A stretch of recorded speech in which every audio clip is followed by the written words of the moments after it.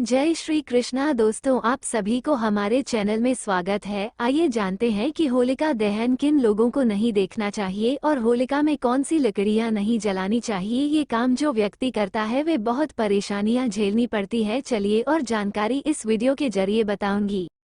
होली से कुछ दिन पहले लोग लकड़ी, उपले और झाड़ को एक जगह इकट्ठा करते हैं और होलिका दहन की रात इन चीजों को अग्नि के हवाले कर देते हैं। मान्यता है कि होलिका दहन की अग्नि में आहुति देने से जीवन की नकारात्मकता समाप्त होती है। इस साल 24 मार्च को होलिका दहन है, वहीं 25 मार्च को होली का पावन पर्व मनाया जाएगा। होली के एक दिन पहले होलिका दहन किया जाता है। हिंदू धर्म में होली की तरह होलिका दहन का भी बहुत ज्यादा महत्व है। होली से कुछ दिन पहले लोग लकड़ी, उपले और झाड़ को एक जगह इकट्ठा करते हैं और होलिका दहन की रात इन चीजों को अग्नि के हवाले कर देते हैं। मान्यता है कि होलिका दहन की अग्नि में आहुति देने से जीवन की नकारात्मकता समाप्त होती है, साथ ही परिवार में सुख समृद्धि भी बनी रहती है। हालांकि होलिका दहन की पूजा के दौरान कुछ बातों का ध्यान रखना भी बेहद जरूरी होता है। साथ ही कहा जाता है होलिका दहन के समय कुछ लोगों को इसकी अग्नि नहीं देखनी चाहिए। आइए जानते हैं किन लोगों को और क्यों होलिका की अग्नि नहीं देखनी चाहिए। मान्यताओं के अनुसार जिन लड़कियों की नई नई शादी हुई है उन्हें जलती हुई होलिका नहीं देखनी चाहिए।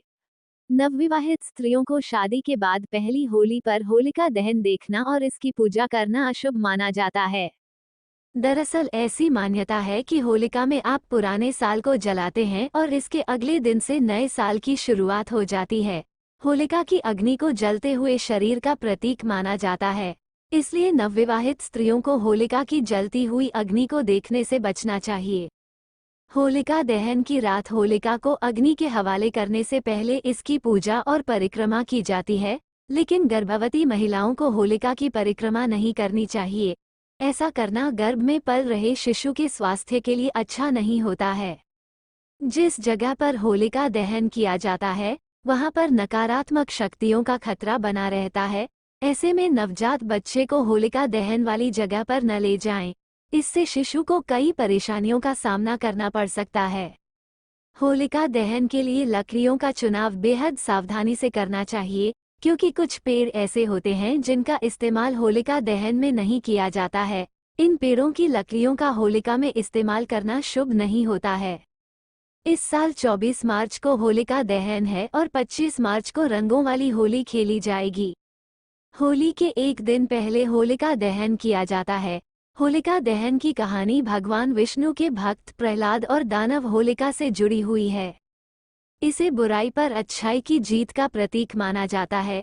होलिका दहन से कुछ दिन पहले एक जगह पर लकड़ियां इकट्ठा की जाती हैं, जिसके बाद होली के एक दिन पहले विधि विधान से पूजा पाठ करने के बाद होलिका दहन किया जाता है।